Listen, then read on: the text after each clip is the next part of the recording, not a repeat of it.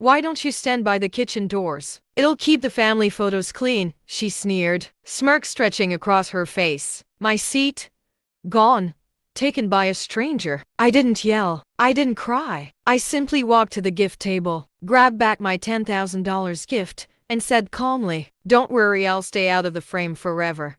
3 days later, one click changed everything. 168 missed calls. If you've ever been humiliated in front of everyone you cared about, or underestimated by someone you trusted, you know the sting of injustice. Subscribe, like this video, and watch closely as this story unfolds, a tale where patience, planning, and precision serve justice better than anger ever could. I had been looking forward to this wedding for months, not for the glitter or the champagne, but because I had known this bride for years. She was my childhood friend, or at least, I thought she was. The anticipation of sharing in her joy, seeing her radiant in white, and celebrating her happiness had been enough to keep me smiling for weeks. But as soon as I arrived at the venue, a pit formed in my stomach. My name was clearly listed on the seating chart, right at the head table, a prime seat, a spot that placed me among family and close friends. And yet, when I reached it, a stranger sat there, someone I didn't know,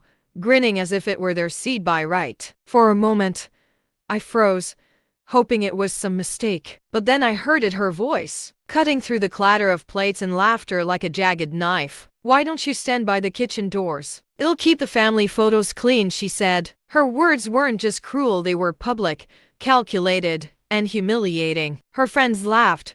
Her mother smirked. And even the photographer raised an eyebrow, unsure whether to intervene. I felt my cheeks burn, a strange mixture of shame, anger, and disbelief washing over me. I could feel my pulse thumping violently in my ears. My hands itched not to strike her, but to act, to reclaim what was mine. But I didn't. I didn't scream. I didn't beg.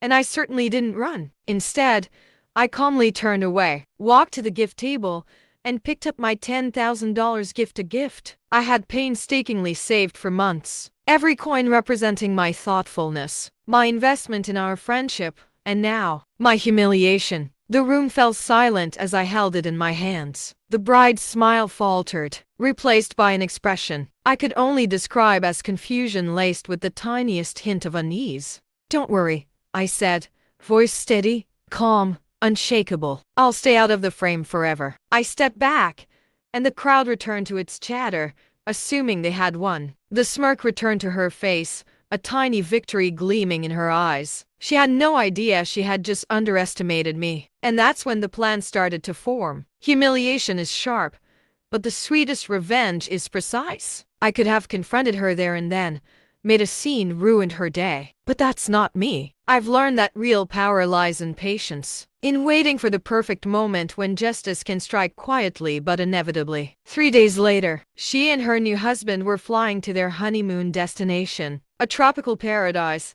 a luxury resort, the kind of place designed for relaxation, romance, and forgetting the small annoyances of the world. And that's when I acted. I had noticed a small detail during the wedding: her reliance on her phone. She had spent hours configuring it, making sure all messages, calls, and contacts were perfectly arranged. She was meticulous, almost obsessive about her digital life. And that little piece of information became my weapon. I made a few discreet calls, checked public records for confirmation, and set up a temporary network lock, targeting her new number. It wasn't illegal. I stayed on the right side of the law, but it would create controlled chaos, enough to disturb her peace. I sat at my laptop, my heart racing with anticipation. This wasn't about cruelty. It was about balance, about showing that dismissing and humiliating someone has consequences. And then, I pressed one button. 168 missed calls. 168 notifications. Her phone buzzed relentlessly, waking her in the middle of the night. She couldn't make calls, couldn't text, and couldn't even access her voicemail. Every attempt ended in frustration. Every swipe of her finger met with failure.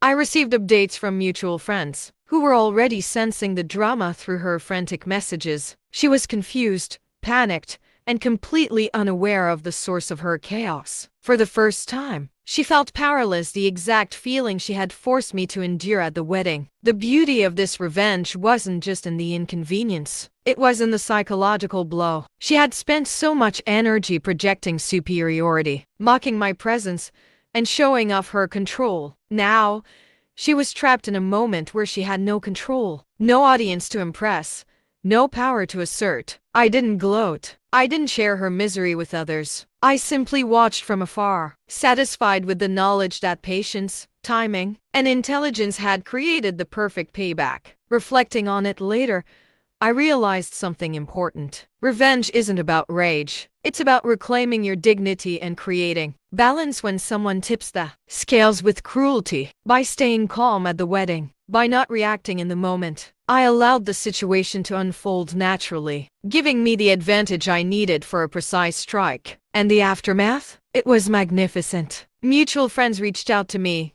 Is she okay? She's losing it. I can't believe this is happening. Every message was a reminder of how perfectly calculated my plan had been. Not only had I regained my dignity, but I had also demonstrated silently that underestimating someone has consequences. That night, I leaned back in my chair, feeling the adrenaline finally ebb. There's a strange serenity that comes with calculated justice. It's quiet, controlled, and infinitely more satisfying than a public confrontation could ever be. In the days that followed, the bride tried to cover her panic, but the damage was done. She had tasted the consequences of underestimating someone, and while she would never publicly admit it, she would carry that lesson with her forever. And I learned something too. Revenge isn't about malice, it's about empowerment. It's about reclaiming the narrative, protecting your dignity, and proving that patience and intelligence can outshine anger and cruelty. The moral here is simple. Never underestimate someone you've humiliated. Pride is a fragile thing, and when it crumbles, it often falls hardest on the person who built their superiority on someone else's misery. Justice isn't always loud. Sometimes it's quiet, subtle, and perfectly timed. True satisfaction comes from regaining your power without losing yourself in rage and letting karma, patience, and strategy do the rest. Have you ever been humiliated and wished you could get back at someone cleverly? Share your story in the comments. And if you loved seeing patience and intelligence beat arrogance, hit subscribe, like this video, and share it with someone who's ever been underestimated. They'll thank you later.